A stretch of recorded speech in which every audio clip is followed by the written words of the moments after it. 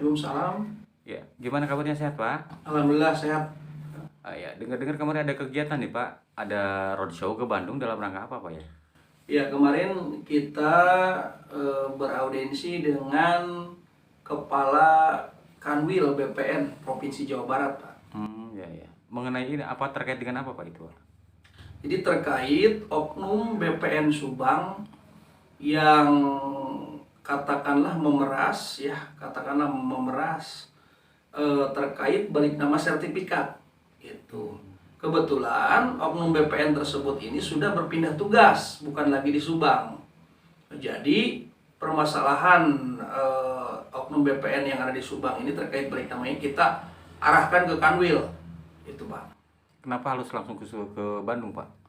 Jadi apa yang namanya BPN ini kan ketika sudah 3 tahun itu katanya ini sudah di rolling, dirotasi. Kebetulan orang yang bersangkutan oknum tersebut itu pindah ke Pangandaran menjadi kasih sengketa, dan satu lagi ke Garut sama menjadi kasih sengketa. Makanya karena kejadian ini adanya di ruang lingkup BPN Subang, artinya di sini baju loh, uniform yang melekat, makanya kita middle up, main ke Kanwil, ke atas. Dan pada audiensi tersebut kami minta dihadirkan 2 oknum BPN tersebut yang dulu pernah menjadi pegawai dari BPN Subang, tapi dia tidak hadir gitu. Cuman kami bersurat kembali kepada Kanwil BPN Provinsi Jawa Barat supaya nanti di audiensi selanjutnya hari Senin depan Pak, itu 2 oknum tersebut harus hadir Pak. Harus hadir supaya permasalahan yang terjadi ini terang benderang. Itu tidak menjadi sebuah polemik saja gitu. Artinya harus dipertanggungjawabkan. Kita tetap akan menyelusur Pak. Itu. Kita meminta supaya Kanwil BPN Provinsi Jawa Barat ini memfasilitasi dan bisa memanggil oknum tersebut, karena baju yang melekat adalah baju dari BPN Pak. Makanya kami naikkan ke Kanwil. Ketidakhadirannya apa memang itu ada konfirmasi sebelumnya Pak? Memang pada hari hanya memang beliau tidak dapat hadir Pak? Jujur Pak ya, orang yang bersangkutan oknum BPN tersebut menelpon saya sewaktu saya perjalanan ke Bandung. Menelpon saya supaya membatalkan perjalanan saya ke Bandung dan bisa ketemu di Subang. Tapi mohon maaf, kami atau saya pribadi sebagai ketua umum tidak akan tergiur ya Pak ya. Mohon maaf dengan istilah iming-iming dan lain sebagainya supaya tidak menjadikan sebuah audisi tersebut. Karena yang kita perjuangkan adalah hak dari anggota kita, kebetulan anggota dari DPC Purwadadi. Itu makanya saya sebagai ketua umum ini harus dinaikkan ke atas. Karena program bersih-bersih pun yang selalu dibicarakan di atas, khususnya dari BPN, ini selalu digaungkan, dikumandangkan. Makanya kami Ormas Kujang Pajajaran akan membawa hal-hal permasalahan yang ada di kabupaten, kita naik-naikkan middle up terus Pak. Ini Pak, kalau boleh tahu, sedikit boleh tahu nih ya, agak melebar sedikit. Ini terkait perihal lahannya di mana Pak? Jadi ini perihal lahan yang ada di Desa Koranji, Kecamatan Purwadadi Pak. Anggota kita yang bernama Bapak Didi, Bapak Didi ini ingin membalik nama sertifikat Pak. Tetapi biayanya itu kan seharusnya itu kan secara aturan itu kan sudah diinikan ya, biayanya gitu. Cuman ini ada indikasi pemerasan, sampai ada biaya tukang, biaya mandor. Makanya kan saya aneh, ini balik nama apa ingin membangun rumah gitu sampai 100 lebih gitu kan. Yang ada di bukti transparan ini ada sekitar 19 jutaan. Yang cash-nya itu hampir sekitar 70-80-an lebih, itu 100 lebih Pak, kurang lebih. Makanya ini harus bertanggung jawab. Dan yang perlu diketahui, oknum tersebut pernah dipanggil oleh Kanwil dan menandatangani surat perjanjian dalam 1x24 akan membayar Pak.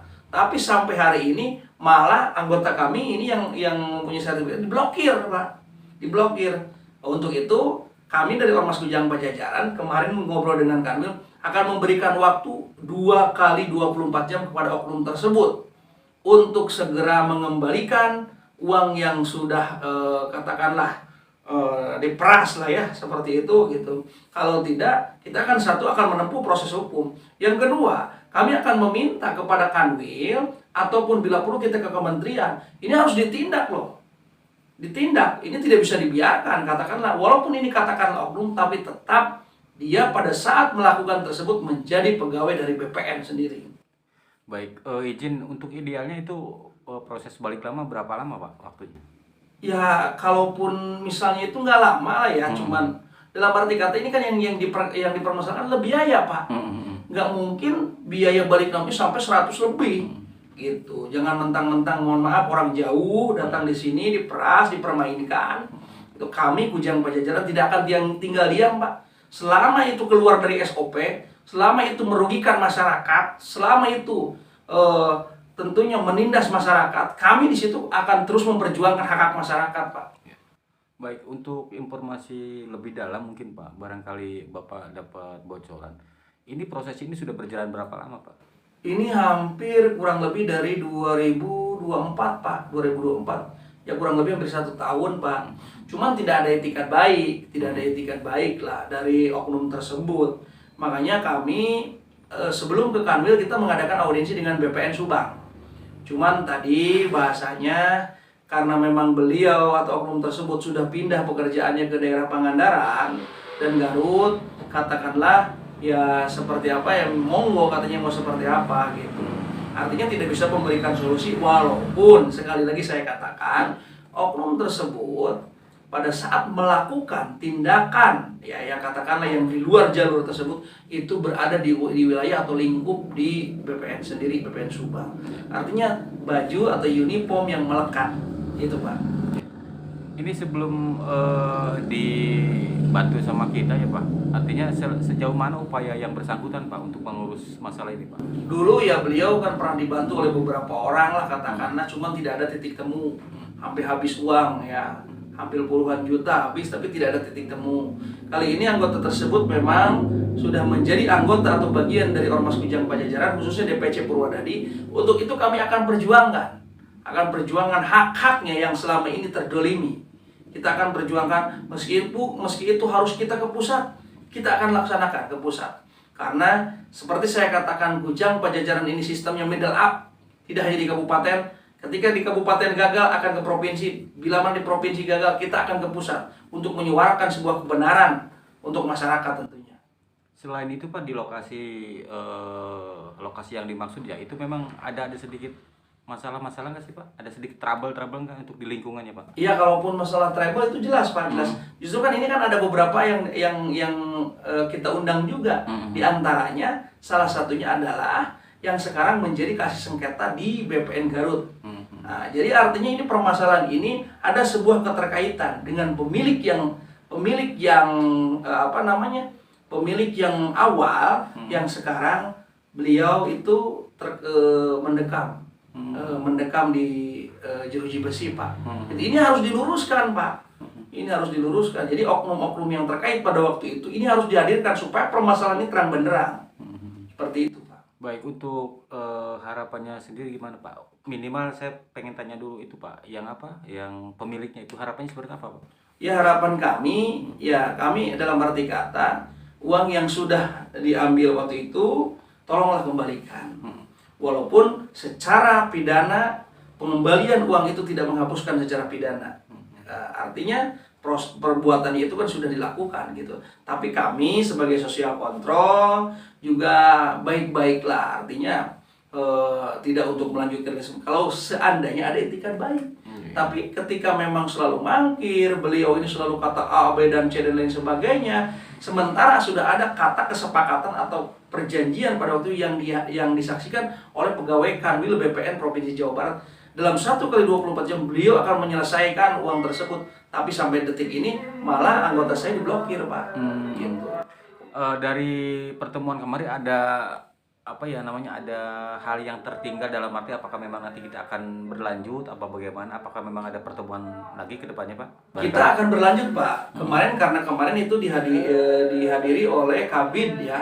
Kabid dari Kanwil dan salah satu pengawas dari Kanwil yang khusus untuk mengawasi dari BPN Kabupaten Subang. Cuman yang bersangkutan dua oknum tersebut ini tidak hadir. Artinya nanti ketika permasalahan dibuka pun ini tidak akan terang benderang karena yang menjadi topik permasalahannya pun tidak hadir, Pak. Gitu. Cuman kita meminta kepada Kanwil BPN Provinsi Jawa Barat supaya menindak tegas oknum-oknum tersebut. Ini karena akan mencemarkan, Pak. Akan mencemarkan, apalagi urusan tanah luar biasa. Tidak hanya di dunia, nanti di akhirat. Gitu. Yang terakhir Pak, harapannya silakan Pak. Ya, harapan saya kepada khususnya ya para pegawai yang ada di BPN, tolonglah gitu. Artinya yang hak diberikan lagi ke yang haknya gitu. Yang kedua, ketika menjalankan sebuah aturan, SOP-nya pakailah SOP-nya seperti apa. Jangan dipilah-pilih, ini yang tidak beruang, ini yang beruang. Ini semua masyarakat yang punya hak yang sama. Tolong kami Ormas Kujang Pajajaran, saya sebagai ketua umum tidak akan pernah tinggal diam ketika kami melihat sebuah kedoliman atau sebuah hal-hal yang dirasa ini merugikan masyarakat. Kami akan menjadi sebuah garda terdepan untuk membantu masyarakat. Seperti itu, Pak. Baik, terima kasih atas waktunya Bapak. Izin pamit. Assalamualaikum warahmatullahi wabarakatuh. Waalaikumsalam. Yang saya hormati dari Intelkam Polresta Bandung, Kota Bandung, Polrestabes. Ya, alhamdulillah pada kesempatan hari ini kita bisa beraudiensi, Pak, dalam hari ini. Kami sebelumnya saya memperkenalkan diri dulu, saya Yoga Suara Firdaus, Pak. Kebetulan saya sebagai ketua umum dari Ormas Kujang Pajajaran Nusantara. Yang di samping saya ini Bapak Asep Mulyana sebagai sekretaris jenderal dari Ormas Kujang Pajajaran. Dan di sebelahnya ini Bapak Dede Nandar, dan di sebelahnya ini juga Pak Didi, dan di sebelahnya ini Pak Baskoro, ketua dari kecamatan tanah yang bersangkutan, seperti itu ya. Dan di belakang ini adalah dari perwakilan DPD Kota Bandung, Pak. Yang dikenal itu jadi siapa saya? Ya. Yang pertama kami melayangkan surat, Pak, kemarin Sabtu ini silaturahmi, Pak. Walaupun memang nilai isi suratnya termasuk ada di dalamnya itu adalah unjuk rasa. Betul. Tapi pada dasarnya kita menjalankan SOP organisasi dulu, Pak.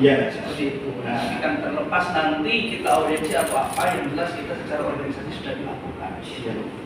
Yang pertama di dalam isi surat tersebut, Pak, kita selain menghadirkan dari Pak Ahmad sebagai kasih sengketa dari Pangandaran yang dulunya dari anggota sengketa dari BPN Subang, juga kita ingin menghadirkan Pak Frans, Pak. Pak Frans dari yang di Garut ya, Pak. Karena ini betul sekali, Pak, di Subang ini sangat luar biasa, terutama BPN, Pak. Jadi permasalahan tanah atau balik nama ini ada kaitannya juga dengan Pak Frans, Pak. Dulu waktu menjabat bagian dari sengketa BPN Subang, kasih sengketa. Jadi beliau, Pak Frans ini memanggil pemegang sertifikat pertama Pandan untuk melakukan AJB ke BPN, Pak. Disuruh menandatangani AJB tersebut di ruangan Pak Frans di BPN Subang tanpa dihadirkan saksi. Kedua belah pihak antara penjual dan pembeli tidak dihadirkan. Bahkan uangnya pun tidak dikasihkan sepeser pun ke Pandan sebelum dibeli sama Pak Didi, Pak. Ya, sampai ditegurlah sama kepala staf BPN yang siapa namanya? Bu Frida, Kasubag TU dari BPN Subang, bahwa dimarahin Pak Frans bahwa ini AJB tersebut cacat hukum apa nih? Ada AJB membikin BPN, harusnya notaris itu, Pak. Seperti itu kata Bu Frida tuh ya. Seperti itulah, Pak. Notaris atau camat? Iya, betul. Artinya di sini ada sebuah pelanggaran SOP, Pak. Sebuah pelanggaran SOP yang dilakukan oleh Pak Frans. Kenapa saya pada saat pada kemarin mengirimkan surat ke Kanwil? Karena tetap beliau menggunakan uniform BPN, Pak. Makanya kan secara basic step by step kami arahkan ke Kanwil. Karena jujur secara pribadi saya sudah tidak percaya dengan BPN Subang, Pak. Karena banyak tumpang tindih di mana ada sertifikat 2. Itu sering terjadi, Pak, di Kabupaten Subang. Makanya kami mencoba ingin meluruskan, karena dengan kejadiannya Pak Frans memberikan sebuah memberikan AJB dan harus ditandatangani oleh Pangdam pemilik sertifikat pertama, itu mengakibatkan Pangdam sekarang masuk penjara. Masuk penjara. Itu Pak. Yang saya herankan, kenapa tidak Pak Prans yang dipanggil? Kenapa harus Pangdam sementara ini sertifikat resmi? Kalau pembuatan AJB dikatakan palsu, ini kan yang diproses AJB itu pembuatan palsu katanya Pak. Ada pernyataan dari Pangdam bahwa AJB itu yang dibuat itu palsu katanya. Yang saya tanyakan ini kan yang membuat AJB itu kan BPN, Pak Pransnya, ya Pak, oknumnya katakan gitu kan, oknum kan? Kalau pokoknya di luar kewajaran itu oknum. Ya.